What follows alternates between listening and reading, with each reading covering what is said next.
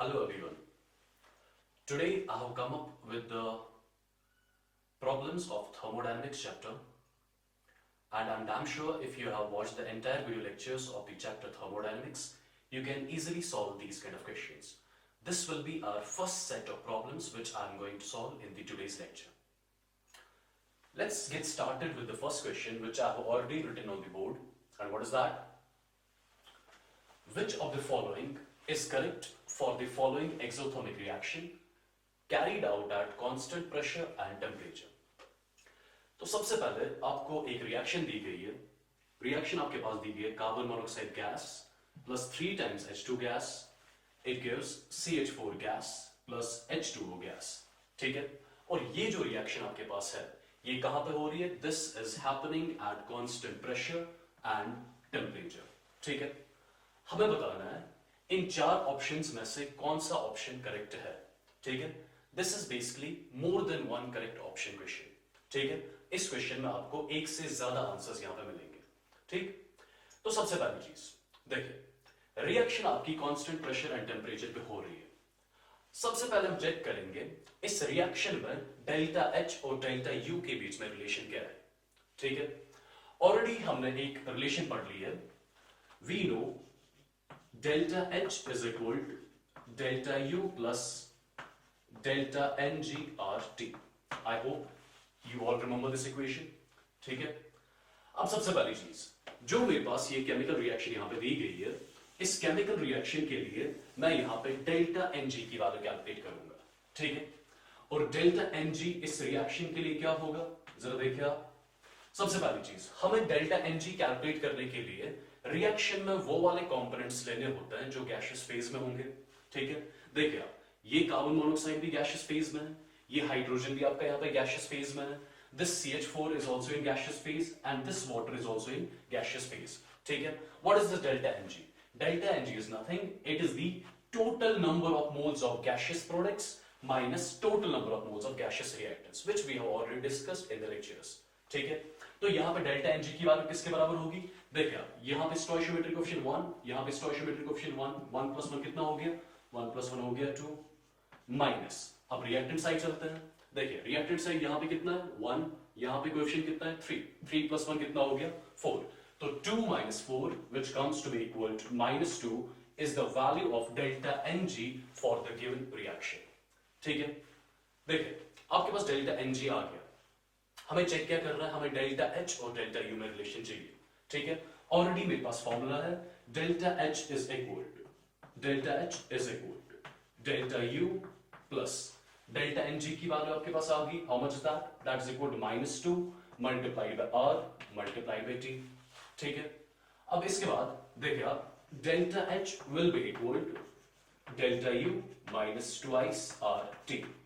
या मैं लिख सकता हूं delta U is equal to delta H plus 2 times RT. ठीक है. अब जरा इस इक्वेशन को आप ध्यान से देखें. इस इक्वेशन को देख के आप इजीली बता सकते हो डेल्टा H की वैल्यू ज्यादा है कि डेल्टा U की वैल्यू ज्यादा है. देखिए आप, सिंपल इस इक्वेशन से आपको पता चल रहा है डेल्टा U की वैल्यू डेल्टा H से ज्यादा है by the amount of 2RT. ठीक है. तो सबसे पहली चीज जो हमने यहां पे कंक्लूड कर ली, what is that?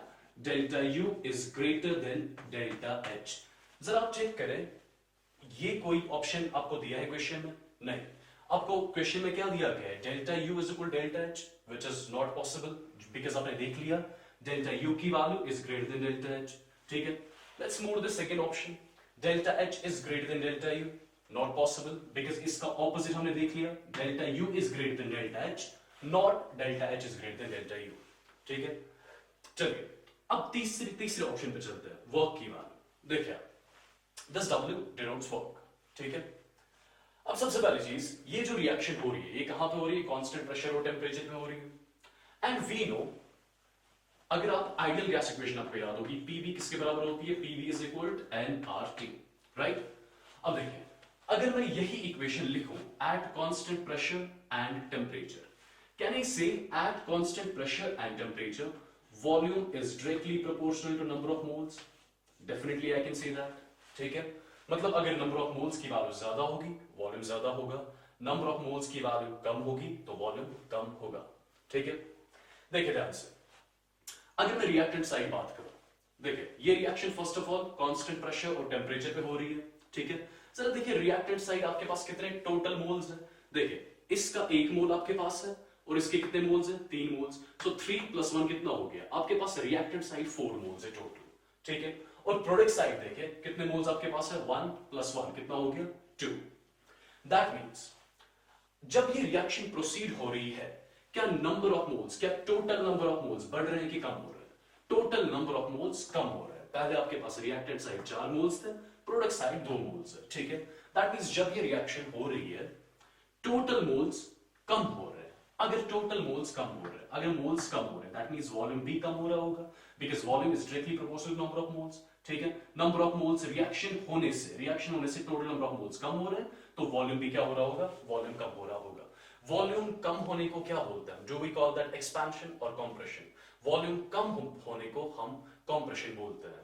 And whenever there is compression, W value is to be taken to be positive। ठीक है, as per your chemistry is concerned। Chemistry में आपको ऑलरेडी पता है, बता चुका हूं मैं वीडियो लेक्चर्स में आपको मैं। ठीक है, whenever there is expansion, W value is taken to be negative। whenever there is compression, W value is taken to be positive in chemistry। Physics में इसका ऑपोजिट है। ठीक है, तो यहां पे सिंपल सी चीज, नंबर ऑफ मोल्स, जब ये रिएक्शन हो रही है नंबर ऑफ मोल्स कम हो रहे हैं, दैट मींस वॉल्यूम कम हो रहा है। वॉल्यूम कम होने को क्या बोलते हैं, that's what we call as compression. और कंप्रेशन जब भी होता है वर्क की वैल्यू पॉजिटिव ली जाती है। तो एक ऑप्शन इसका ये हो गया। ठीक है, अब चेक करते हैं इस लास्ट ऑप्शन को। ठीक है, what is Q? Q is the heat exchange between system and surroundings, right. क्या Q की वैल्यू यहां पे पॉजिटिव है कि नेगेटिव है? ध्यान से देखें, आपको क्वेश्चन में वहीं से दिया गया है रिएक्शन कौन सी है, reaction is exothermic. And we know in case of exothermic reactions क्या हीट एनर्जी अब्सॉर्ब होती है कि रिलीज होती है? डेफिनेटली हीट एनर्जी रिलीज होती है। And whenever heat energy is released by the system, Q value is taken to be negative. अगर आपको याद होगा यहां पे Q value is less than 0, that means ये ऑप्शन भी इसका सही होगा। तो बेसिकली आपके पास इस क्वेश्चन में दो ऑप्शन सही है। This is the option number 1 which is correct and this is the option number 2 which is also correct. ठीक है, सिंपल सी चीज, क्वेश्चन में वहीं से दिया गया reaction is exothermic. Exothermic reaction में हीट एनर्जी रिलीज होती है and whenever heat is released by the system, Q value must be taken to be negative. ठीक है, this is how we approach towards these kind of questions. Alright, next question मैं यहां पर लिख चुका हूं, जेईई एडवांस 2017 में पूछा गया है स्टेटमेंट के फॉर्म में, ऐसा ही सेम क्वेश्चन। ठीक है, देखिए which of the following statements are correct. मतलब ये आपके पास 4 स्टेटमेंट्स दिए गए हैं, आपको बताना है इन 4 स्टेटमेंट्स में से कौन कौन सा स्टेटमेंट सही है और कौन सा गलत है। ठीक है, देखिए सबसे पहला वाला statement, an isothermal free expansion of an ideal gas is adiabatic as well. ठीक है, ये हमें जस्टिफाई करना है। Number 2, an adiabatic free expansion of an ideal gas is isothermal as well। ठीक है, number 3, net work done by the system in free expansion is 0। Option D, none of the above। ठीक है, देखिए free expansion में already आपको पढ़ा चुका हूं वीडियो लेक्चर्स में। ठीक है, अगर नहीं पढ़ चुके हो तो पहले वो देख ले आप, उसके बाद ये आप खुद ही सॉल्व कर सकते हो। देखिए कैसे, इन स्टेटमेंट्स को मैं मैथमेटिकली सॉल्व करूंगा, मैथमेटिकली देखूंगा मैं क्या ये स्टेटमेंट सही है कि गलत है। ठीक है, और थ्योरेटिकली भी हम बता सकते हैं इजीली। ठीक है, चलिए सबसे पहली चीज, अगर आप ये सबसे तीसरा सी स्टेटमेंट देख रहे हो, ठीक है, ये सबसे सिंपलेस्ट स्टेटमेंट है यहां पे, net work done by the system in free expansion is 0। We know that, we have discussed that. तो सबसे पहले ये तो सही हो गया यहां पे एक ऑप्शन। ठीक है, अब हम पहले वाले ऑप्शन पे आते हैं, an isothermal free expansion of an ideal gas is adiabatic as well. देखिए सिंपली अगर मैं मैथमेटिकली इस स्टेटमेंट को देखूं, देखिए आपके पास कोई प्रोसेस हो रही है, the process is isothermal free expansion. ठीक है, सबसे पहली चीज, अगर आपकी प्रोसेस फ्री एक्सपेंशन है तो W की वैल्यू किसके बराबर है, W की वैल्यू 0 के बराबर होगी। ठीक है, at the same time process आपकी आइसोथर्मल है, आइसोथर्मल प्रोसेस के लिए डेल्टा U की वैल्यू B किसके बराबर होती है, 0 के बराबर होती है। तो फर्स्ट ऑफ ऑल जब आपके पास एक आइसोथर्मल फ्री एक्सपेंशन कराओगे आप किसी आइडियल गैस का, उसके लिए W नेट किसके बराबर होगा, 0 के बराबर, डेल्टा U भी किसके बराबर होगा, 0 के बराबर। अब अगर हम first law of thermodynamics use करें, फर्स्ट लॉ ऑफ थर्मोडायनेमिक्स का मैथमेटिकल स्टेटमेंट क्या है, delta U is equal to Q plus W। ठीक है, और आइसोथर्मल फ्री एक्सपेंशन में W की वैल्यू भी जीरो है, डेल्टा U की वैल्यू भी जीरो है, डेल्टा U भी जीरो है आपका, और W भी आपका जीरो है। इसका मतलब क्या हो गया? इसका मतलब Q की वैल्यू किसके बराबर आ गई? जीरो के बराबर आ गई। ठीक है, that means N isothermal free expansion, एक आइसोथर्मल फ्री एक्सपेंशन में Q की वैल्यू किसके बराबर आ रही है? जीरो के बराबर। Q की वैल्यू जीरो के बराबर, इसका मतलब क्या हो गया? सिस्टम और सराउंडिंग के बीच में कोई हीट का एक्सचेंज नहीं हो रहा है। और कौन सी प्रोसेस के लिए सिस्टम और सराउंडिंग में कोई हीट का एक्सचेंज नहीं होता? We call that process adiabatic process. ठीक है, तो सिंपली आई कैन से, जब भी आपके पास एक आइसोथर्मल फ्री एक्सपेंशन होगा, वो साथ ही साथ कौन सी प्रोसेस भी होगी? वो साथ ही साथ आपकी एडियाबैटिक भी आप उसको बोल सकते हो। तो ये वाला स्टेटमेंट भी आपका यहाँ पे सही होगा। An isothermal free expansion of an ideal gas is adiabatic as well. ठीक है, चलिए अब स्टेटमेंट सेकंड पे आते हैं। An adiabatic free expansion of an ideal gas is isothermal as well. ये भी ऐसे ही मैथमेटिकली देख सकते हैं। देखिए आपके पास एडियाबैटिक फ्री एक्सपेंशन है, ठीक है, एडियाबैटिक फ्री एक्सपेंशन। सबसे पहली चीज फ्री एक्सपेंशन है, तो W की वैल्यू किसके बराबर? जीरो के बराबर। ठीक है, at the same time adiabatic है, एडियाबैटिक प्रोसेस के लिए Q की वैल्यू किसके बराबर? जीरो के बराबर। अगर आप first law of thermodynamics use करो, delta U is equal to Q plus W। देखिए W की वैल्यू जीरो, Q की वैल्यू जीरो, इसका मतलब क्या हो गया? इसका मतलब हो गया delta U is equal to zero. ठीक है, और ऑलरेडी हमें पता है एक आइडियल गैस के लिए डेल्टा U किसके बराबर होता है? NCV delta T। Delta T मतलब T2 माइनस T1। ठीक है, ये वैल्यू, ये डेल्टा U की वैल्यू कब जीरो के बराबर होगी? Can I say when T1 will be equal to T2। T1 क्या होता है? T1 is the initial temperature of the system, T2 is the final temperature of the system. That means system का initial temperature और final temperature same है। ठीक है, तो हम यहां से कंक्लूड क्या कर सकते हैं? हम यहां से कंक्लूड कर सकते हैं कि टेम्परेचर रिमेन्स कांस्टेंट। ठीक है, और कौन सी प्रोसेस में टेम्परेचर कांस्टेंट होता है? We call that process as isothermal process. ठीक है, तो सिंपली आप बता सकते हो कि जब भी आपके पास कोई एडियाबैटिक फ्री एक्सपेंशन होगा किसी आइडियल गैस का, that will be isothermal as well. कहां से पता चल गया? मैथमेटिकली हमने देख लिया कि एडियाबैटिक फ्री एक्सपेंशन है, एडियाबैटिक के लिए Q की वैल्यू जीरो, फ्री एक्सपेंशन के लिए W की वैल्यू जीरो। इसका मतलब क्या हो गया? As per your first law of thermodynamics is concern, delta U की वैल्यू जीरो के बराबर आ गई। डेल्टा U कब जीरो के बराबर होगा? When T1 will be equal to T2, T1 will be equal to T2। इसका मतलब क्या हो गया? टेम्परेचर कांस्टेंट रह रहा है, दैट मींस प्रोसेस कौन सी है? Isothermal. So I can simply say an adiabatic free expansion of an ideal gas is isothermal as well. तो इस क्वेश्चन का कौन कौन सा स्टेटमेंट सही है? Option number 1 is correct, option number B is correct and option number C is correct. ठीक है, आप थ्योरेटिकली भी इसको सॉल्व कर सकते हो, जो ऑलरेडी मैं बता चुका हूं आपको वीडियो लेक्चर्स में। अगर नहीं देख चुके हो आप तो पहले वो देख लें, आप थ्योरेटिकली भी इस क्वेश्चन को सॉल्व कर सकते हो। ठीक है, चलिए जो नेक्स्ट क्वेश्चन आपके पास यहाँ पे दिया गया है, ये भी जे में पूछा गया क्वेश्चन है और सिंपल क्वेश्चन है, ऑलरेडी डिस्कस कर चुके हैं। ठीक है, for a real gas undergoing isothermal process, du is equal to 0, dH is equal to 0, du is equal to dou u upon dou v at constant temperature multiplied by dv, और last option dH is equal to dou h divided by dou p at constant temperature multiplied by dp। ठीक है, हमें बताना है इन चार options में से कौन कौन सा ऑप्शन सही है। ठीक है, सबसे पहले अगर ध्यान दोगे यहाँ पर आपके पास एक रियल गैस दिया गया है। ठीक है, the real gas is undergoing N isothermal process. ठीक है, तो यहां पे आपने कंटेनर में बेसिकली एक रियल गैस लिया होगा जिसका या तो आप आइसोथर्मल एक्सपेंशन करा रहे होंगे या आइसोथर्मल कंप्रेशन करा रहे होंगे। ठीक है, अगर मैं पहले ऑप्शन की बात करूं, du is equal to zero, du is equal to zero, change in internal energy किसके लिए जीरो के बराबर होती है? This is for the ideal gas which is undergoing the isothermal process. Discuss कर चुके हैं, ठीक है। Similarly, dH is equal to 0. This is again for the ideal gas. This is again for the ideal gas undergoing an isothermal process. ठीक, अब देखिए ये दो ऑप्शंस। अगर आपको याद होगा, मैं आपको पढ़ा चुका हूं internal energy U. It is the function of volume and temperature. ठीक है, और अगर आपको चेंज इन इंटरनल एनर्जी यहाँ पे कैलकुलेट करनी होती है, पार्शियल डिफरेंशियल यूज करके हम इंटरनल एनर्जी चेंज कैलकुलेट कर लेते हैं, वो भी आप सीख चुके हो। ठीक है, तो यहाँ पे लिख रहा हूं मैं du is equal, du will be equal dou u upon dou v at constant temperature multiplied by dv plus dou u upon dou t at constant volume multiplied by dt. ठीक है? This is valid for 1 mole of real gas. This equation. ठीक? अब सबसे पहली चीज, अगर आपके पास एक रियल गैस है जो एक आइसोथर्मल प्रोसेस शो कर रहा है, आइसोथर्मल प्रोसेस में टेम्परेचर कांस्टेंट होता है. अगर टेम्परेचर कांस्टेंट है, क्या मैं बोल सकता हूं इस dt की वैल्यू 0 है? अगर इस dt की वैल्यू 0 है तो इस पूरी टर्म की वैल्यू किसके बराबर होगी? इस पूरी टर्म की वैल्यू 0 के बराबर होगी. तो आपके पास अगर एक रियल गैस होगा which will be undergoing an isothermal process, उस रियल गैस के लिए चेंज इन इंटरनल एनर्जी किसके बराबर होती है? That is always equal to do U upon do V at constant temperature multiplied by dv. जरा देखिए आप इन दो ऑप्शंस में क्या कोई ऑप्शन ऐसा है?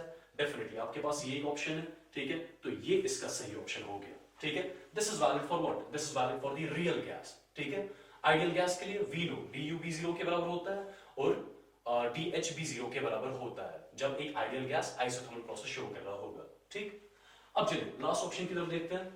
देखिए लास्ट ऑप्शन में भी क्या किया जाएगा?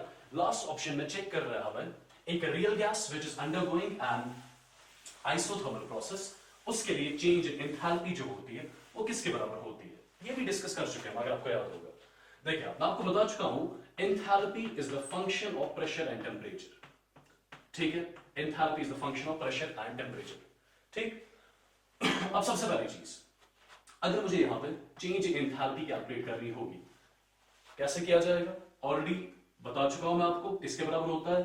This is equal do H upon do T at constant temperature multiplied by dp plus dou h upon dou t at constant pressure multiplied by dt. ठीक है, this is the change in enthalpy for a real gas. For a real gas. ठीक है, अब ये real gas जो है ये कौन सी प्रोसेस शो कर रहा है? Isothermal process. We know in case of isothermal process temperature क्या होता है? कांस्टेंट. अगर टेम्परेचर कांस्टेंट है क्या dt की वैल्यू 0 होगी? डेफिनेटली. अगर dt 0 है तो ये पूरी टर्म किसके बराबर होगी? ये पूरी टर्म 0 के बराबर होगी और आपका जो dh आ जाएगा यहाँ पे dh will be equal dou h upon dou p at constant temperature multiplied by dp. ठीक है, this is valid for what? This is valid for the real gas which will be undergoing an isothermal process. जरा ध्यान से देखें, ये option भी आपको यहाँ पे क्वेश्चन में दिया गया है और ये ऑप्शन भी इसका सही होगा. ठीक है, so what we are supposed to remember in case of ideal gas undergoing isothermal process, du is equal to 0, dh is equal to 0. But in case of a real gas which will be undergoing the isothermal process, ना उसका du 0 के बराबर होता है ना उसका dh 0 के बराबर होता है. उसका du और dh किसके बराबर होता है? ऑलरेडी आप देख चुके हो या वो मैं पढ़ा चुका हूं आपको वीडियो लेक्चर्स में भी. ठीक है, चलिए let's move to the next question. और ये भी जेईई में पूछा गया है और बहुत ही बेसिक सिंपल क्वेश्चन है. आपके पास क्वेश्चन में क्या दिया गया है? You have got 1 mole of ideal gas और इस 1 मोल ऑफ आइडियल गैस के लिए एक कर्व दिया गया है between internal energy and temperature और इस कर्व पे दो पॉइंट्स दिए गए. This is point A, this point B.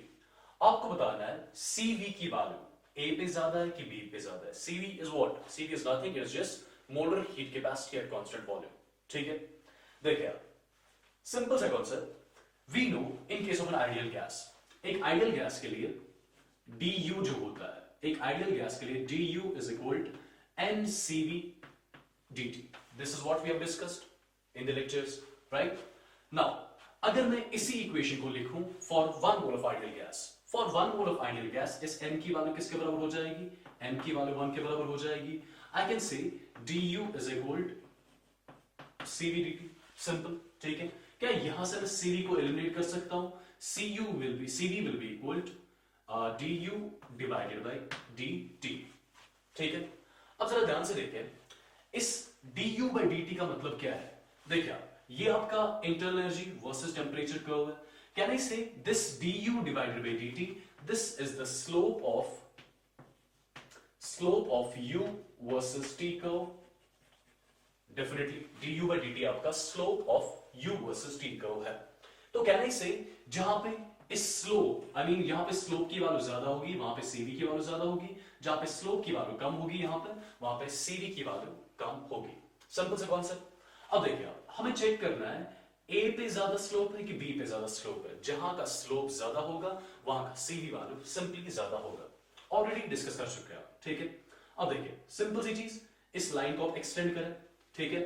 आपको ए पे स्लोप चेक करना है, बी पे स्लोप चेक करना है। यहां पे सिंपल आप टेंजेंट डालें एक, ठीक है, और यहां पे बी पे भी एक और टेंजेंट डालें।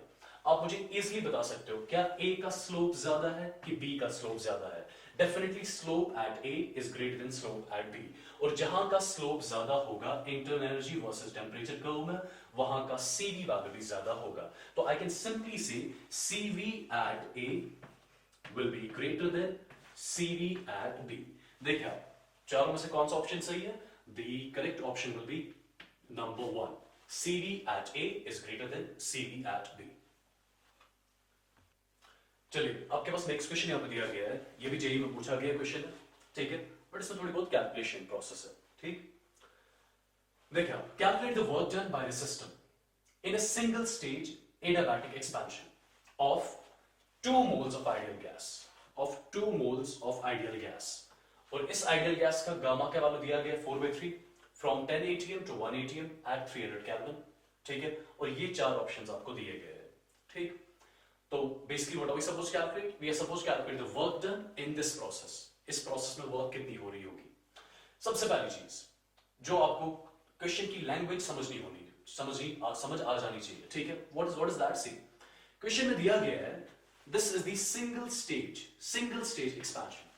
और मैं आपको ऑलरेडी बता चुका हूं, जब भी आप ऐसी कोई टर्म देखोगे सिंगल स्टेज एक्सपेंशन या सिंगल स्टेज कंप्रेशन, इसका मतलब क्या हो गया?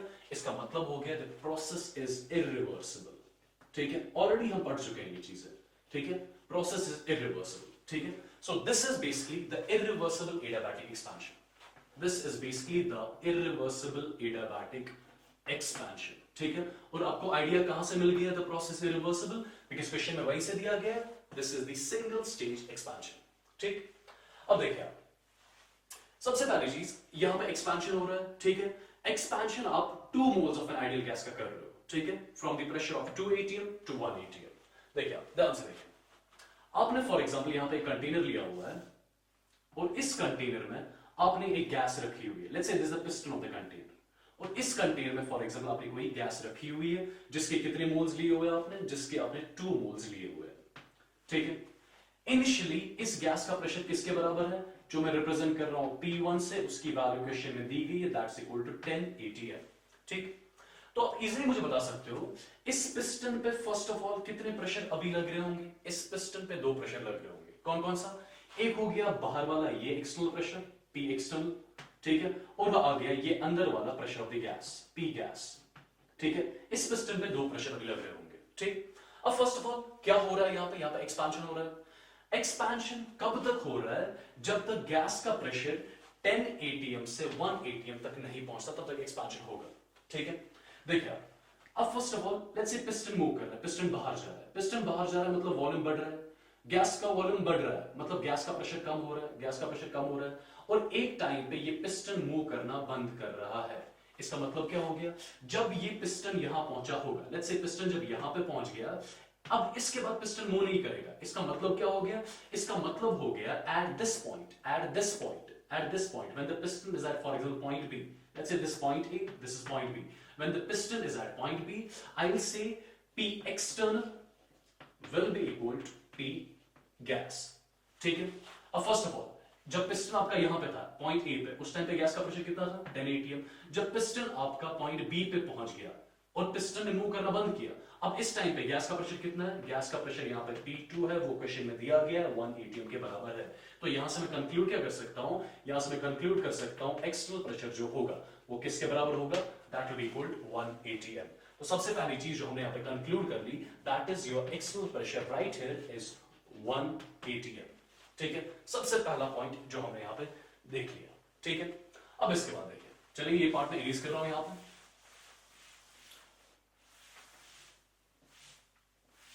देखिए ध्यान से देखिए, अब हमें क्वेश्चन में पूछा क्या गया actually? Calculate the work done, ठीक है। हमें वर्क की वैल्यू कैलकुलेट करनी है और process is irreversible adiabatic expansion. ठीक है, देखिए सिंस द प्रोसेस एडियाबैटिक, तो Q की वैल्यू किसके बराबर होगी? Q की वैल्यू 0 के बराबर होगी, तो I से Q की वैल्यू यहां पे फर्स्ट ऑफ ऑल 0 के बराबर होगी। ठीक है, अब हमें W इरिवर्सिबल कैलकुलेट करना है। Irreversible work in case of adiabatic expansion या कंप्रेशन किसके बराबर होता है? अगर आपको याद होगा, that's equal to minus P external V2 minus V1. This is the formula by means of which we calculate the work done in case of irreversible adiabatic expansion. पढ़ चुके हैं ये भी, ठीक। अब देखिए आपको यहाँ पे P एक्सटर्नल की वैल्यू आ गई है, बट आपको V1 इनिशियल वॉल्यूम और फाइनल वॉल्यूम नहीं दिया गया है। आपको क्वेश्चन में डेटा प्रेशर के टर्म्स में दिया गया है। Initial pressure P1 10 atm, final pressure P2 1 atm। ठीक है, ये आपको पैरामीटर्स दिए गए। अब देखिए करना क्या होगा, यहाँ पे इसी फॉर्मूला को थोड़ा मॉडिफाई करूंगा मैं। I से W irreversible will be equal minus P external. ठीक है, V2 के बदले I can write NR T2 divided by P2 minus NR T1 divided by P1। Already देख चुके हैं, ये फॉर्मूला हम डिराइव भी कर चुके हैं। ठीक है, फिर भी मैं आपको यहां पे बता रहा हूं ये। ठीक, तो I can write W irreversible will be equal, इस माइनस से मल्टीप्लाई कर लो, ये आ गया P एक्सटर्नल, NR कॉमन निकाल लो आप, तो आपके पास आ गया T1 divided by P1 minus T2 divided by P2। ठीक है, ये आपके पास फॉर्मूला आ गई जिससे हम W इरिवर्सिबल कैलकुलेट कर सकते हैं। बट अभी भी आपका क्वेश्चन सॉल्व नहीं हुआ। देखिए आपको P एक्सटर्नल की वैल्यू आ गई 1 atm, आपके पास N की वैल्यू है 2 मोल्स। ठीक है, आपके पास इनिशियल टेंपरेचर भी दिया गया, हाउ मच 300 केल्विन। आपके पास इनिशियल प्रेशर भी दिया गया गैस का, how much is that 10 atm। आपको P2 फाइनल प्रेशर भी दिया गया है, final pressure is how much 1 atm।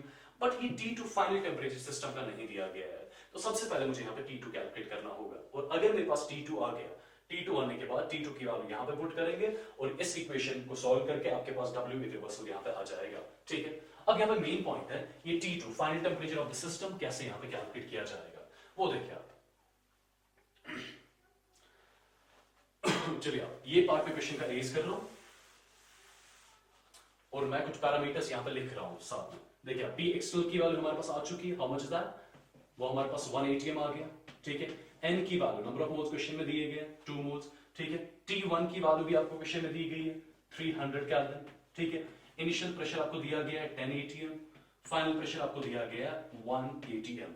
हमें T2 की वैल्यू सिर्फ यहाँ पे चाहिए और हमें क्वेश्चन में गामा की वैल्यू भी दी गई है। गामा की value for the ideal gas is given as 4/3। ठीक, चलिए अब यहाँ पर हमें फाइनल टेम्परेचर पहले कैलकुलेट करना है। देखिए फाइनल टेम्परेचर कैसे कैलकुलेट किया जाएगा। ऑलरेडी हमें पता है कि इरिवर्सिबल एडियाबैटिक प्रोसेस के लिए फाइनल टेम्परेचर कैसे कैलकुलेट किया जाता है। रिवर्सिबल एडियाबैटिक प्रोसेस में फाइनल टेम्परेचर अलग तरीके से कैलकुलेट किया जाता है, इरिवर्सिबल एडियाबैटिक प्रोसेस में फाइनल टेम्परेचर अलग तरीके से कैलकुलेट किया जाता है। ऑलरेडी डिस्कस कर चुका हूं ये चीजें। ठीक है, तो यहाँ पे डायरेक्टली लिखूंगा मैं, for the irreversible adiabatic process I can write delta U is equal to W irreversible, right, because Q की वैल्यू 0 के बराबर है। अब डेल्टा U किसके बराबर है? Delta U is NCV T2 minus T1।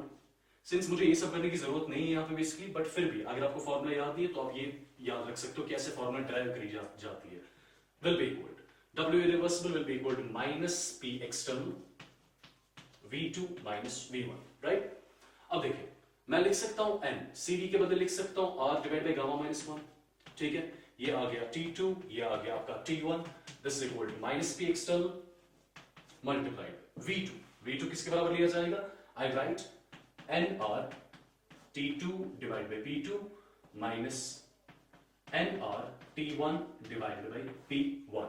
ठीक है, ध्यान से देखें, ये NR यहां से, NR यहां से, NR यहां से कैंसिल हो गया, तो आपके पास फाइनल रिजल्ट जो बच गया that is T2 minus T1 divided by gamma minus 1 is equal to, minus से आप मल्टीप्लाई कर लो, ये आ गया P external multiplied by T1 divided by P1 minus T2 divided by P2। देखिए इस रिजल्ट को यूज करके मैं यहाँ पे final temperature of the system calculate कर सकता हूँ। कैसे? देखिए T2 which is the final temperature of the system which we are supposed to calculate, T1 question में दिया गया है 300, गामा की value 4/3, P external 1, T1 300, P1 10 atm, T2 calculate करना है, P2 की वैल्यू दी गई है 1 atm के बराबर। जब आप इस इक्वेशन को सॉल्व करोगे आपके पास T2 की वैल्यू यहाँ पे आ जाएगी 930 डिवाइडेड बाई 4 केल्विन। कितनी आ जाएगी? 930 डिवाइडेड बाई 4 केल्विन, जब आप इस इक्वेशन को सॉल्व करोगे। और जब आप T2 की वैल्यू इस वाली इक्वेशन में रखोगे, आपके पास W इरिवर्सिबल की वैल्यू आ जाएगी। आपके पास यहां पे लिख रहा हूं मैं, आपके पास W इरिवर्सिबल की वैल्यू आ जाएगी -405 R। ठीक है, so this is how we calculate W irreversible. अब इस माइनस का भी सिग्निफिकेंस आपको समझ आ रहा होगा। माइनस क्या बताता है? Minus tells us nothing, it tells us simply work is done by the system. Work is done by the system मतलब expansion, जो हमें already पता है कि expansion होने से work is done by the system. ठीक है, तो W irreversible की वैल्यू -405 R आ गई। तो हमें क्वेश्चन में क्या पूछा गया था? Calculate the work done by the system. तो I can simply say work done by the system is 405 R. ठीक है, चार ऑप्शंस दिए गए थे, उसमें से थर्ड ऑप्शन जो था that was 405 R. This is how we approach towards these kind of problems. चलिए नेक्स्ट क्वेश्चन, और बहुत ही इंपॉर्टेंट क्वेश्चन जो जेई में पूछा गया क्वेश्चन है। इससे पहला वाला जो क्वेश्चन आपने देख लिया वो आपका था फॉर इरिवर्सिबल एडियाबैटिक एक्सपेंशन। ठीक है, और इस क्वेश्चन में जो कॉन्सेप्ट इन्वॉल्व होगा that will be reversible adiabatic expansion. There is difference. ठीक है, पता है हमें डिफरेंस क्या होती है रिवर्सिबल एडियाबैटिक प्रोसेस और इरिवर्सिबल एडियाबैटिक प्रोसेस में। इससे पहला वाला question was based on irreversible adiabatic process, now this is based on reversible adiabatic process. ठीक है, देखिए आपके पास क्वेश्चन में क्या दिया गया है, we are given with 1 mole of gas A. Gas A का 1 मोल आपको दिया गया है और इसका CV वैल्यू दिया गया है। इस गैस A का CV वैल्यू दिया गया है 3R के बराबर, plus 2 moles of gas B, और इस गैस B का CV वैल्यू दिया गया है, और मिक्स्ड इन ए कंटेनर। इन दोनों गैसेस को, गैस A और गैस B को मिक्स किया गया है कंटेनर में, and expanded adiabatically and reversibly. ठीक है, इस जो आपके पास ये मिक्सचर ऑफ गैस बन गया, इसको एडियाबैटिकली एंड रिवर्सिबली एक्सपैंड किया गया है from the volume of 1 litres to 4 litres. मतलब इनिशियली मिक्सचर का जो वॉल्यूम था वो 1 लीटर था, और फाइनली जो मिक्सचर ऑफ गैस आपके पास था उसका वॉल्यूम 4 लीटर है एट 320 केल्विन। मतलब इनिशियल टेम्परेचर आपका मिक्सचर ऑफ गैस का 320 केल्विन के बराबर है। Work done in the process in calories will be, हमें इस प्रोसेस में वर्क की वैल्यू कैलकुलेट करनी है। इस रिवर्सिबल एडियाबैटिक एक्सपेंशन में ये सिस्टम, ये गैस कितना, ये मिक्सचर ऑफ गैस कितना वर्क कर रहा होगा वो हमें बेसिकली कैलकुलेट करना है। देखिए सबसे पहली चीज ऑलरेडी हमें पता है कि रिवर्सिबल एडियाबैटिक प्रोसेस में वर्क कैसे कैलकुलेट किया जाता है। सबसे पहली चीज, since the process is adiabatic तो Q की वैल्यू 0। अगर Q की वैल्यू 0 के बराबर है, can I right W reversible is equal to delta U? Because we know, as per your first law of thermodynamics is concerned, delta U is equal to Q plus W. Since the process is adiabatic, Q की value 0, therefore W reversible will be equal to delta U. ठीक है, this should be equal, किसके बराबर होना चाहिए? This should be equal to NCV T2 minus T1. तो reversible work हम यहाँ पे इस फॉर्मूला से कैलकुलेट करेंगे जो हम ऑलरेडी डिस्कस कर चुके हैं। ठीक है, अपने थ्योरेटिकल पोर्शन में। ठीक, अब सबसे पहली चीज मुझे यहाँ पे n की वैल्यू चाहिए, CV की वैल्यू चाहिए, T2 की वैल्यू चाहिए और T1 की वैल्यू चाहिए। ठीक, अब सबसे पहले देखिए आपके पास कंटेनर में एक मिक्सचर ऑफ गैस है। ठीक है, आपका जो ये CV वैल्यू है, ये गैस A का CV वैल्यू है। आपके पास ये जो CV वैल्यू है, ये गैस B का CV वैल्यू है। जब आपने दोनों गैसेस को एक ही कंटेनर में डाला, आपके पास एक मिक्सचर ऑफ गैस बन गया। क्या मिक्सचर के लिए, क्या गैसियस मिक्सचर के लिए CV हम कैलकुलेट कर सकते हैं? डेफिनेटली, वो भी पढ़ा चुका हूं मैं आपको। CV मिक्सचर किसके बराबर होता है? That's equal to N1C1 N1CV1 plus N2CV2 divided by N1 plus N2। ठीक है, N1 is the number of moles of gas A, CV1 is the CV value for gas A। ठीक है, N2 is the number of moles of gas B and CV2 is the CV value of gas B। ठीक है, क्या यहां से इसको evaluate करके CV mixture आ जाएगा? डेफिनेटली। देखिए N1 की वैल्यू पता है, CV1 की वैल्यू पता है, इसकी वैल्यू पता है, इसकी वैल्यू पता है, यहां से वैल्यू आपके पास 2R के बराबर आ जाएगी। जब आप वैल्यूज रखोगे एग्जैक्टली तो वैल्यूज CV मिक्सचर आपका 2R के बराबर आ जाएगा। सिमिलरली अगर मैं आपसे पूछूं CP मिक्सचर, CP मिक्सचर भी आप कैलकुलेट कर सकते हो डेफिनेटली। ठीक है, we know CP mixture minus CV mixture R के बराबर होता है, तो CP mixture will be equal CV mixture plus R, right. CV mixture किसके बराबर आ चुका है? 2R प्लस R कितना हो गया? 3R के बराबर। तो आपके पास मिक्सचर ऑफ गैस का CV वैल्यू आ गया, आपके पास उसी मिक्सचर ऑफ गैस का CP वैल्यू आ गया। क्या आप इसी मिक्सचर ऑफ गैस के लिए गामा वैल्यू कैलकुलेट कर सकते हो? That will B CP mixture divided by CV mixture. ठीक है, दोनों की वैल्यूज आ चुकी है, तो वैल्यू आ जाएगी 3/2 के बराबर। 3/2 मतलब 1.5 के बराबर। ये आपने गामा भी निकाल लिया। ठीक है, चलिए देखिए हमें कैलकुलेट क्या करना था, W रिवर्सिबल। ठीक है, किसके बराबर है, NCV T2 - T1। ये यहां पे N जो है, this is the total number of moles present in the mixture. किसके बराबर होगा, देखिए गैस A के आपने A मोल्स लिए, B के कितने मोल्स लिए, 2 मोल्स, तो टोटल मोल्स कितने आ गए मिक्सचर में, दैट्स इक्वल टू 3। ये आपके पास CV जो है, ये आपके पास मिक्सचर का CV है, और मिक्सचर का CV वैल्यू भी हमारे पास आ चुका है, that's equal to 2R, right.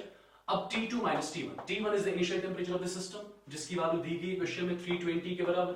ठीक है, but T2 final temperature of the system हमें नहीं दिया गया है, तो सबसे पहले हम फाइनल टेंपरेचर यहां पे कैलकुलेट करेंगे। और रिवर्सिबल एडियाबैटिक प्रोसेस में final temperature of the system कैसे कैलकुलेट किया जाता है, वी ऑलरेडी नो दैट, पढ़ा चुका हूं मैं आपको। कौन सी फॉर्मूला यूज करके, T1 V1 raised power gamma -1 is equal to T2 V2 raised power gamma -1. This is the formula by means of which we calculate the final temperature in case of reversible adiabatic process. Whereas in case of irreversible adiabatic process, क्या हम final temperature इस equation को use करके calculate कर सकते हैं, नहीं। This equation is only and only valid for reversible adiabatic process, not for irreversible adiabatic process. ठीक है, अब देखिए तो क्वेश्चन हमारा इजीली सॉल्व हो जाएगा। देखिए यहां से इस इक्वेशन को यूज करके मेरे पास क्या आ जाएगा, मेरे पास T2 की वैल्यू आ जाएगी। देखिए आप कैसे, सी आपको इनिशियल वॉल्यूम दिया गया है, initial volume is how much, 1 litre, मतलब V1 की वैल्यू आपको 1 के बराबर दी गई 1 लीटर, और V2 फाइनल वॉल्यूम कितना दिया गया है, फाइनल वॉल्यूम 4 लीटर्स दिया गया है। आपको इनिशियल टेंपरेचर भी दिया गया है 320 केल्विन के बराबर डेफिनेटली, और आपको गामा की वैल्यू भी आ चुकी है, दैट इज इक्वल टू 1.5। ठीक है, तो यहां पर इसी इक्वेशन को यूज करके मैं पहले फाइनल टेंपरेचर कैलकुलेट करूंगा।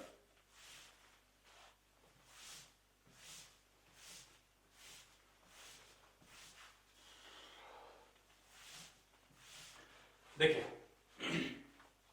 देखिए T1 की वैल्यू आपके पास है 320। ठीक है, V1 की वैल्यू कितनी है, 1 रेज पर गामा -1, गामा की वैल्यू किसके बराबर, गामा की वैल्यू आपको 1.5, 1.5 -1 कितना हो गया 0.5, 0.5 को लिख सकता हूं मैं 1/2। This should equal T2 multiplied by V2। V2 की वैल्यू किसके बराबर दी गई है, 4 लीटर्स के बराबर, 4 रेज पर gamma -1 which will be equal to 1/2। तो यहां से क्या रह गया आपके पास 320 डिवाइड बाय 4 रेज पर 1/2 कितना हो गया 2, तो ये आपके पास T2 की वैल्यू आ गई which will be 160 केल्विन। तो ये आपका सिस्टम का फाइनल टेंपरेचर आ गया। ठीक है, तो यहां से क्या मैं अब W रिवर्सिबल कैलकुलेट कर सकता हूं, W reversible is equal to N, N की वैल्यू किसके बराबर है, total moles present in mixture 3, CV की वैल्यू किसके बराबर है 2R के बराबर। सिंस हमें आंसर किस में चाहिए, कैलोरीज में चाहिए, तो R की कौन सी वैल्यू ली जाएगी, R की वैल्यू ली जाएगी 2 कैलोरीज पर केल्विन पर मोल। ठीक है, अप्रोक्सीमेटली। ठीक, अगर आपको एग्जैक्ट वैल्यू चाहिए तो 1.98 ले सकते हो आप। ठीक है, multiplied by T2 - T1। T2 is the final temperature of the system, 160 minus initial temperature of the system कितना आएगा, this will be 320। ठीक है, तो इसको सॉल्व करके आपके पास यहां पे work done in case of reversible adiabatic expansion आ जाएगा, और किस में आ जाएगा, कैलोरीज में आ जाएगा। This is how we approach towards these kind of questions. ठीक है, देखिए फर्क क्या है, रिवर्सिबल एडियाबैटिक प्रोसेस और इरिवर्सिबल एडियाबैटिक प्रोसेस, दोनों प्रोसेसेस में फाइनल टेंपरेचर दो डिफरेंट फॉर्मूलाज से कैलकुलेट किया जाता है। सिमिलरली दोनों प्रोसेसेस में वर्क डिफरेंटली कैलकुलेट किया जाता है, दो डिफरेंट फॉर्मूलाज को यूज करके। बस आपको ये समझ आ जाना चाहिए कब मुझे रिवर्सिबल वाली फॉर्मूलाज यूज करनी है, कब मुझे इरिवर्सिबल वाली फॉर्मूलाज यूज करनी है। आप इजीली इस पैटर्न के क्वेश्चंस भी सॉल्व कर सकते हो। ठीक है, चलिए इस सेशन का सबसे लास्ट क्वेश्चन करते हैं हम, और ये भी जेईई में पूछा गया है, और बहुत ही सिंपल बेसिक क्वेश्चन है, अगर आपको बेसिक कॉन्सेप्ट्स के पता होंगे। ठीक है, जो ऑलरेडी मैं आपको पढ़ा चुका हूं। ठीक, चलिए the molar heat capacity of a gas for which P and V are equal, for which P and V are equal is 7R/2. The nature of the gas will be monatomic, diatomic, polyatomic, non-linear. देखिए सबसे पहली चीज, आपको एक gas दिया गया है, और उस गैस की मोलर हीट कैपेसिटी जो हम Cm से रिप्रेजेंट करते हैं वो किसके बराबर दी गई है, दैट्स गिवन एज 7R/2। ठीक है, और इस गैस के लिए the molar heat capacity of a gas for which P pressure and volume are equal, मतलब इस गैस के लिए प्रेशर और वॉल्यूम बराबर है। P is equal to V। ठीक है, देखिए हमें चेक क्या करना है, हमें बताना है कि गैस का नेचर कैसा होगा, क्या ये मोनोएटॉमिक होगा, डायटोमिक होगा या पॉलीएटॉमिक नॉन लीनियर होगा। देखिए सिंपल सी चीज, ये कंडीशन जो आपको दी गई है P is equal to V, क्या इसी को मैं यूज कर सकता हूं, can I right P divided by V is equal to 1, definitely लिख सकता हूं। ठीक है, या मैं लिख सकता हूं PV raise power -1 is equal to 1। ठीक है, चलिए जरा आप थोड़ा दिमाग लगाएं, ये इक्वेशन कौन सी इक्वेशन के साथ रिजेंबल कर रही है, कैन आई सी ये जो इक्वेशन है ये एक PV raise power x is equal to k के साथ रिजेंबल कर रही है। ठीक है, डेफिनेटली ये जो इक्वेशन है क्या ये इसके साथ रिजेंबल कर रही है, डेफिनेटली। ठीक है, क्या यहां से आप x की वैल्यू कैलकुलेट कर सकते हो, डेफिनेटली। तो x की वैल्यू किसके बराबर आपके पास आ गई, x की वैल्यू सबसे पहले -1 के बराबर आ गई। ठीक है, ये आपने कैलकुलेट कर लिया यहां से। अब इसके बाद what are we given with, हमें मोलर हीट कैपेसिटी की वैल्यू दी गई, Cm की वैल्यू। ठीक है, और Cm मोलर हीट कैपेसिटी की फॉर्मूला ऑलरेडी हमें पता है, पढ़ चुके हैं। Cm is equal to Cv plus R divided by 1 - x, right. Cm की वैल्यू किसके बराबर दी गई है, this is given as 7R divided by 2 is equal to Cv की वैल्यू किसके बराबर, ओके Cv हम यहां पे कैलकुलेट कर लेंगे, plus R divided by 1 - x की वैल्यू किसके बराबर -1, तो 1 + 1 हो गया 2 के बराबर। ठीक है, क्या यहां से मेरे पास Cv आ गया 7R divide by 2 minus R divide by 2, मतलब Cv की वैल्यू किसके बराबर आ गई, 3R के बराबर आ गई। ठीक है, देखिए आपको गैस की Cv वैल्यू आ गई, और ऑलरेडी हमें पता है कौन से वाली गैस के लिए Cv की वैल्यू 3R के बराबर होती है। We know that, we have studied that for a polyatomic non-linear gas, Cv is always equal to 3R, which is what we were to check. I mean, हमें बताना क्या था कि नेचर ऑफ गैस कैसा है, मोनोएटॉमिक, डायटोमिक या polyatomic, non linear.